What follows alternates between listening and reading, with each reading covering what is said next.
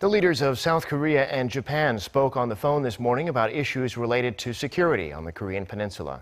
President Moon and Prime Minister Abe agreed to strengthen cooperation between their two countries and also with the United States in dealing with North Korea's nuclear threats. And as far as the sensitive historical issues between Seoul and Tokyo, they agreed to cultivate a future-oriented partnership. Jung-hee reports.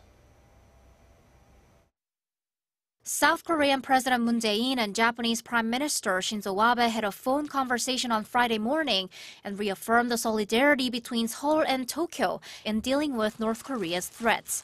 It was the fourth such phone call after President Moon's inauguration.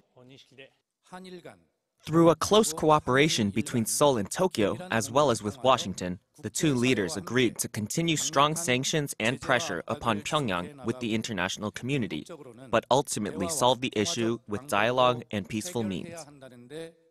During the phone call, according to Japan's Deputy Chief Cabinet Secretary Yasutoshi Nishimura, Prime Minister Abe told President Moon that the North's provocative behavior is dramatically escalating and that the Guam threat is absolutely intolerable.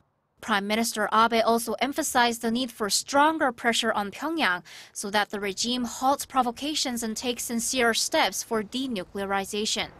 According to Nishimura, President Moon said he understands the concerns of the Japanese people and expressed appreciation toward Japan's new unilateral sanctions against Chinese and Namibian companies thought to be helping Pyongyang. The two leaders agreed to discuss what the appropriate conditions will be to have a dialogue with the reclusive regime.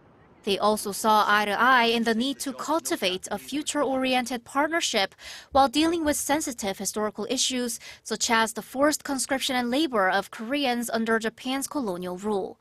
The leaders of Seoul and Tokyo are looking to hold summit talks next month on the sidelines of the Eastern Economic Forum to take place in Vladivostok, Russia. Jung-hee, Arirang News.